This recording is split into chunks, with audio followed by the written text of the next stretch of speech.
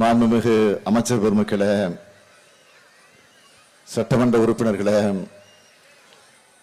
மாவட்டத்துடைய ஆட்சியர் அவர்களே, என் பேரன்பிற்குரிய வள்ளலாப்பட்டி கிராம பெருமக்களே, தாய்மார்களே, நண்பர்களே, உங்கள் அனைவருக்கும் என்னுடைய அன்பு குணந்த வணக்கத்தை மிகுந்த மகிழ்ச்சியோடு, பூரிப்போடு, பெருமையோடு, புலங்காகித உணர்வோடு நான் தெரிவித்துக் கொள்ள கடமைப்பட்டிருக்கிறேன். இந்த நிகழ்ச்சி எதற்காக ஏற்பாடு செய்யப்பட்டிருக்கிறது என்பது உங்களுக்கு நன்றாக தெரியும். டங்ஸ்டன் சுரங்கத்துக்கு எதிராக நடத்திய போராட்டத்திற்கு நமக்கு கிடைத்திருக்கக்கூடிய வெற்றியை அடிப்படையாக வச்சு அந்த வெற்றிக்கு உறுதுணையாக இருந்த நம்முடைய திராவிட மாடல் அரசுக்கு, திராவிட மாடல் அரசினுடைய ஆட்சியை வழிநடத்திக் கொண்டிருக்கக்கூடிய இந்த முத்துவேல் கருணாநிதி ஸ்டாலினுக்கு நன்றி சொல்ல, வாழ்த்து சொல்ல, பாராட்டை தெரிவிக்க வேண்டும் என்ற அடிப்படையில் இந்த வட்டாரத்தில் இருக்கக்கூடிய பெரியவர்கள் எல்லாம் ஒன்று சேர்ந்து நேற்று ஒரு 30 பேருக்கு மேற்பட்டவர்கள் நம்முடைய அமைச்சர் மூர்த்தி அவர்கள் தலைமையில் சென்னைக்கு வந்து என்னை கோட்டையில் வந்து சந்தித்தார்கள். சந்தித்த போது சொன்னார்கள், உங்களுக்கு நன்றி சொல்ல வந்திருக்கிறோம்.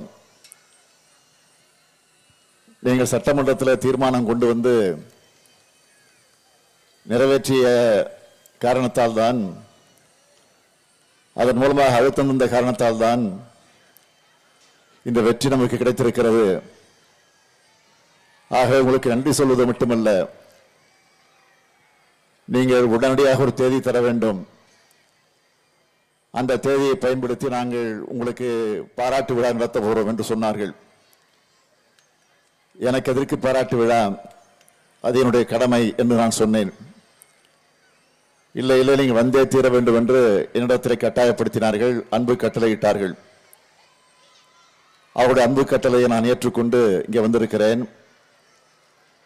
ஆனால் வந்திருக்கிற நான் இந்த விழாவை பொறுத்தவரையில் எனக்கு பாராட்டு விழா என்று நான் கருதவில்லை, உங்களுக்கு நடந்திருக்கிற பாராட்டு விழாவாகத்தான் கருதி கொண்டிருக்கிறேன். ஏனென்றால் நீங்கள் உறுதியாக நின்று குரல் கொடுத்தது மட்டுமல்ல, உங்களுடைய உணர்வுகளை எல்லாம் வெளிப்படுத்தியிருக்கிறீங்க, போராட்டத்தை நடத்தி இருக்கிறீங்க. ஆகவே உங்களுக்குத்தான் முதலில் என்னுடைய பாராட்டுக்களை தெரிவித்துக் கொள்ள வேண்டும். ஆகவே என்னை பொறுத்தவரையில் எனக்காக நடைபெறுகிற பாராட்டு விழாவாக நான் கருதாமல் உங்களுக்காக நடைபெறக்கூடிய பாராட்டு விழாவாகத்தான் நான் கருதி கொண்டிருக்கிறேன். இன்னும் சொல்லணும்னா, நான் வேற நீங்க வேறன்னு நான் பிரிக்க விரும்பல. இது நமக்கு கிடைத்திருக்கக்கூடிய வெற்றி.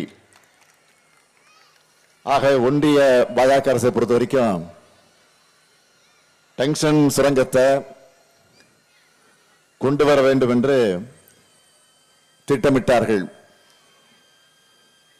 ஆனால் இன்றைக்கு மக்கள் சக்தியோட அதை நாம் தடுத்து நிறுத்தி இருக்கிறோம். அதற்கான மகிழ்ச்சி மிக்க வெற்றி விழாவாக இது அமைஞ்சிருக்கு. ஆகவே அந்த மகிழ்ச்சியாக இருக்கக்கூடிய இந்த நேரத்தில் உங்கள் மகிழ்ச்சியில் நானும் கலந்து கொள்வதற்காக உங்களை நோக்கி நான் வந்திருக்கிறேன். உங்கள் முகத்தெல்லாம் பார்க்கிறப்போ, முக மலர்ச்சியெல்லாம் பார்க்கிறப்போ, உங்க எழுச்சியை பார்க்கிறப்போ, உங்க மகிழ்ச்சியை பார்க்கிறப்போ, உங்க ஆர்வத்தை பார்க்கிறப்போ, ஆரவாரத்தை பார்க்கிறப்போ, இங்கே இருந்து நின்றதான் உங்களிடத்தில் பேசிக்கிட்டே இருக்கணும் போல எனக்கு ஒரு ஆசை வந்திருக்கு. ஆனா நேரம் இல்லை. காரணம், இந்த நிகழ்ச்சியை முடிச்சுட்டு சென்னை விமானத்தை பிடிச்சு நான் சென்னைக்கு போய் நாளைக்கு விழுப்புரம் மாவட்டத்திற்கு 2 நாட்கள் சுற்றுப்பயணத்தை மேற்கொள்ள வேண்டிய அவசியத்திற்கு ஆளாகி இருக்கிறேன். ஆகவே சுருக்கமாக நான் உங்களிடத்தில் தெரிவிக்க விரும்புவது, இன்றைக்கு ஒன்றியத்தில் இருக்கக்கூடிய பாஜக அரசை பொறுத்த வரைக்கும் என்னென்ன கொடுமைகளை, என்னென்ன அக்கிரமங்களை, மக்களுக்கு விரோதமான செயல்களை எல்லாம் எதேச்சதேகமாக செய்து கொண்டிருக்கிறது என்பது உங்களுக்கு எல்லாம் நன்றாக தெரியும். இன்றைக்கும் இந்தியாவில் இருக்கக்கூடிய பல்வேறு மாநிலத்திலிருந்து தலைநகரமாக இருக்கிற டெல்லி நகரத்தை நோக்கி விவசாயிகள் பெரிய பேரணி நடத்தி கொண்டிருக்கிறார்கள். அதெல்லாம் நீங்க தொலைக்காட்சியில, பத்திரிகையில பார்த்திருப்பீங்க, படிச்சிருப்பீங்க என்று நான் கருதுகிறேன். ஏற்கனவே இதே தலைநகர் டெல்லியில குளிர்லையும் வெயிலையும் போராட்டம் நடத்தி அதனால நூற்றுக்கணக்கானவர்கள், நூற்றுக்கணக்கான விவசாய பெருங்குடி மக்கள் இறந்து போயிருக்கிறார் போது உங்களுக்கு தெரியும். ஆனா அப்படி நடத்திய அந்த போராட்டம் எவ்வளவு நாட்கள் நடந்துச்சுன்னு கேட்டீங்கன்னா 2 வருஷம் நடந்துச்சு. ஆனால் டங்ஸ்டன் சுரங்கம் ஏலமிடப்பட்ட செய்தி வெளியான உடனே நீங்களும் போராட்டம் நடத்துறீங்க. ஆனா 3 மாசத்துல நீங்க வெற்றியை கண்டிருக்கிறீங்க. இதுதான் முக்கியம். ஆக ஒன்றிய அரசு பணிந்து அதை ரத்து பண்ணியிருக்கு. இதுக்கு காரணம் மக்களாக இருக்கக்கூடிய நீங்களும் நம்ம தமிழ்நாடும் அரசு காண்பிச்சிருக்கக்கூடிய மிக கடுமையான எதிர்ப்பு தான் என்பதை நீங்கள் உணர்ந்து கொள்ள வேண்டும். இப்ப நமக்கு கிடைச்சிருக்கக்கூடிய வெற்றி சாதாரண வெற்றி அல்ல, இது ஒரு மாபெரும் வெற்றி. இந்த டங்ஸ்டன் சுரங்கத்துக்கு மூல காரணம் என்னன்னு கேட்டீங்கன்னா, மாநில அரசினுடைய அனுமதி இல்லாம முக்கிய கனிம வளங்கள் ஒன்றிய அரசை ஏலம் விடலாம்னு நாடாளுமன்றத்தில் பாஜக அரசால கொண்டு வரப்பட்ட சட்டம் தான் இதற்கு மூல காரணம். இந்த சட்டம் கொண்டு வருவதற்காக பாராளுமன்றத்தில் மசோதாவை நிறைவேற்றிய நேரத்தில் அன்றைக்கு அதை திராவிட முன்னேற்ற கழகம் மட்டும் இல்ல, திமுகவோட கூட்டணியில் இருக்கக்கூடிய எல்லா கட்சிகளும் ஒன்று சேர்ந்து அதை கடுமையாக நாம் எதிர்த்தோம். ஆனால் இன்றைக்கு தமிழ்நாட்டில் எதிர்க்கட்சியாக இருக்கக்கூடிய அதிமுக என்ன செஞ்சது? அவங்க எதிர்த்தாங்களா? இல்ல. அதுல குறிப்பா மாநிலங்களவையில் உறுப்பினராக இருக்கக்கூடிய தம்பிதுரை அவர்கள், அவரு என்ன பேசினார் என்று கேட்டால், இந்த சட்டத்தை ஆதரிச்சு வரவேற்று பேசியிருக்கிறார். அதெல்லாம் டிவியில வந்திருக்கு, நீங்கெல்லாம் சோசியல் மீடியால பார்த்திருப்பீங்க. இதுதான் டங்ஸ்டனுடைய பிரச்சனையா, தொடக்க புள்ளியா இருந்துச்சு. இதை தொடர்ந்து 2 முறை டங்ஸ்டன் சுரங்கத்துக்கு தமிழ்நாடு அரசு சார்பில் ஒன்றிய அரசுக்கு கடிதம் எழுதியிருக்கிறோம், எதிர்ப்பு தெரிவித்து கடிதம் எழுதியிருக்கிறோம். அதையும் அரசியல் காரணங்களுக்காக சிலர் இன்றைக்கு மறைக்க பார்க்கிறாங்க. தொடக்கத்திலேயே நம்முடைய எதிர்ப்பை தெரிவிச்சிருக்கிறோம். ஆனா பொய்களால இன்னைக்கு அதை திட்டமிட்டு பொய் பிரச்சாரத்தை நடத்திக்கிட்டு இருக்கிறாங்க. நாம எழுதின கடிதங்களையும் மீறி ஒன்றிய பாஜக அரசு ஏலம் விடுவதற்கான முயற்சியை செஞ்சாங்க. அதனாலதான் தொடர்ந்து நாம் போராட வேண்டிய அவசியம் ஏற்பட்டுச்சு. குறிப்பா 23/11/2024 அன்று அரிட்டாப்பட்டியில் நடந்த கிராம சபை கூட்டம், அந்த கூட்டத்தில் இருக்கக்கூடிய மக்கள் எல்லாம் ஒன்று சேர்ந்து எதிராக தீர்மானம் போட்டாங்க.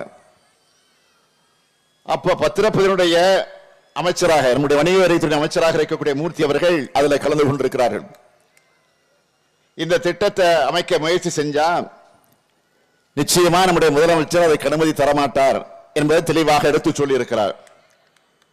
தமிழ்நாடு அரசு அதை தடுத்து நிறுத்தும் உறுதி, நீங்க அதெல்லாம் மறந்திருக்க மாட்டீங்க. அதற்கு பிறகு 29/11/2024 அன்று மேலூர்ல வணிகர்கள் மற்றும் பொதுமக்கள் சார்பில் கவன ஈர்ப்பு ஆர்ப்பாட்டம் நடத்தப்பட்டுச்சு. இதை செய்தியில பார்த்துட்டு, டங்ஸ்டன் சுரங்கத்தை தமிழ்நாடு அரசு நிச்சயம் அனுமதிக்காது, இதுக்கு எதிராக தமிழ்நாடு சட்டமன்றத்தில் தீர்மானம் நிறைவேற்றப்படும் என்று ஆர்ப்பாட்டத்தில் கலந்துகிட்டு சொன்னவர் யாரு? இங்க இருக்கக்கூடிய அமைச்சர் மூர்த்தி அவர்கள் அங்கே வந்து தெளிவா சொல்லி இருக்கிறார்.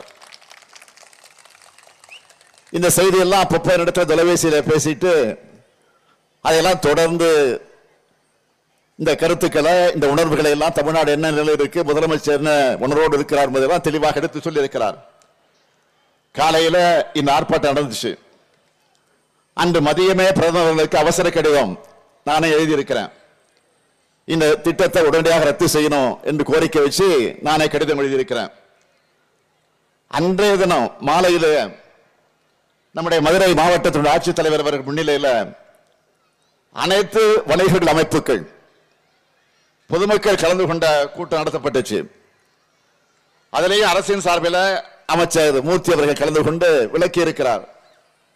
இதை தொடர்ந்து சட்டமன்றத்தில் 9/12/2024 அன்று டங்ஸ்டனுக்கு எதிரான தீர்மானத்தை நானே கொண்டு வந்தேன். சிலர் இந்த பிரச்சனையில குறுக்கு சால் ஓட்டெல்லாம் முயற்சித்தாங்க. அது வேறு. நான் அந்த பிரச்சனைகள் அதையும் செல்ல விரும்பல, அரசியலாக்க விரும்பல. இது அரசியலே நான் நினைக்கல. இது நம்ம பிரச்சனை. ஆக இது அரசியல் பிரச்சனை நான் கருதல. ஆனா மிக மிக தெளிவாக சொன்னேன். நான் ஒரு போர் பிரகடனத்தை அங்க வெளியிட்டேன். நான் இருக்கிற வரையில நிச்சயம் டங்ஸ்டன் அந்த கனிம வள சுரங்கம் வருவதற்கான வாய்ப்பே இல்லை. நாம் அனுமதி தந்தாதான் அதை உள்ளே கொண்டு வர முடியும். அதையே மீறி வந்தால் நிச்சயமாக நான் முதலமைச்சராக இருக்க மாட்டேன் என்று அழுத்த திருத்தமாக சட்டமன்றத்தில் பதிவு செஞ்சிருக்கிறேன். ஆக இதற்குரிய வாய்ப்பே நிச்சயம் இல்லை என்பதை தெளிவாக சொல்லி இருக்கிறேன். ஆகவே அதுல திட்டவட்டமாக இருக்கிறோம். இதுதான் இங்க முடிவுன்னு தெளிவாக எடுத்து சொன்னேன். அப்படி ஒரு சூழல் வந்தா முதலமைச்சராகவே நான் இருக்க மாட்டேன் என்று சொன்ன போது கூட நம்முடைய அமைச்சர் உறுப்பினர்கள், நம்முடைய சட்டமன்ற உறுப்பினர்கள் எல்லாம் கூட ஏன் அந்த வார்த்தையை சொன்னீங்க, சொல்லியிருக்க வேண்டிய அவசியம் இல்லைன்னு சொன்னாங்க. எனக்கு அது பற்றி கவலை இல்லை, பதவி பற்றி எனக்கு கவலை இல்லை, மக்களை பற்றி தான் கவலை, மக்களுடைய பிரச்சனை தான் கவலை என்பதை தெளிவாக எடுத்து சொன்னேன். ஆக சட்டமன்ற தீர்மானத்தையும் மக்களாக இருக்கக்கூடிய உங்க உறுதியான போராட்டத்தை மதிச்சு ஒன்றிய அரசு இப்ப இந்த ஏல அறிவிப்பை ரத்து பண்ணிருக்காங்க. இந்த நேரத்தில் தீர்மானம் நிறைவேற்றுவதற்காக ஆதரிச்சிருக்கக்கூடிய எல்லா கட்சிகளுக்கும், பல்வேறு கட்சிகள் இதில் உணர்வை வெளிப்படுத்தி இருக்கிறாங்க. எதிர்கட்சி, மாற்றுக் கட்சி, கூட்டணி கட்சின்னு நான் பிரிச்சு பார்க்க விரும்பல. எல்லா கட்சிகளுக்கும் உங்கள் சார்பாக, அதே போல இந்த பகுதியில் இருக்கக்கூடிய மக்களுக்கும் இந்த நேரத்தில் உங்களுடைய நன்றிய வணக்கத்தை நான் மீண்டும் மீண்டும் இந்த நேரத்தில் தெரிவித்துக் கொள்ள விரும்புகிறேன். நான் ஏற்கனவே ஆட்சி பொறுப்பு ஏற்றபோது தெளிவாக சொன்னேன், இது என்னுடைய அரசு அல்ல, இது உங்களுடைய அரசுன்னு சொல்லி இருக்கிறேன். என்றுமே உங்களின் ஒருவனாக இருந்து என்னுடைய கடமையை நிறைவேற்றுவேன் என்று சொல்லி இருக்கிறேன். அது மட்டுமல்ல, முத்துவேல் கருணாநிதி ஸ்டாலின் என்று சொல்லிதான் நான் பதவியை ஏற்றுக் கொண்டிருக்கிறேன். அந்த அடிப்படையில் தான் அவர்கள் வழியில் என்று ஆட்சியை நடத்தி கொண்டிருக்கிறேன். ஆகவே எங்களுக்காக இல்லை என்ற உறுதியை மீண்டும் அளித்து, உங்களுக்காக தான் இந்த ஆட்சி என்பதை மீண்டும் எடுத்து சொல்லி, மீண்டும் ஒரு முறை உங்கள் அனைவருக்கும் என்னுடைய மனமார்ந்த நன்றி வணக்கத்தை தெரிவித்து விடைபெறுகிறேன். நன்றி, வணக்கம்.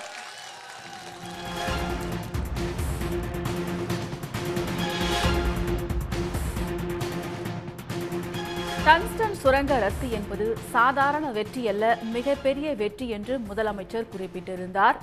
அரிட்டாப்பட்டி மக்களுடன் என்றும் உறுதுணையாக இருப்போம் என்று தெரிவித்திருந்த நிலையில் தற்போது வல்லாளப்பட்டியில் நடைபெற்ற பாராட்டு விழாவில் முதலமைச்சர் மு.க.ஸ்டாலின் உரையாற்றினார். டங்ஸ்டன் சுரங்க பிரச்சனையை அரசியல் பிரச்சனையாக தான் கருதவில்லை என்றும் முதல்வர் குறிப்பிட்டிருந்தார். தான் முதலமைச்சராக இருக்கும் வரை இந்த திட்டம் கொண்டுவர விடமாட்டேன் என்று சட்டப்பேரவையில் அழுத்தமாக அவர் பேசியதையும் சுட்டிக்காட்டி பேசினார். உடனுக்குடன் செய்திகளை தெரிந்து கொள்ள சன் நியூஸ் பெல் ஐகானை கிளிக் பண்ணுங்க.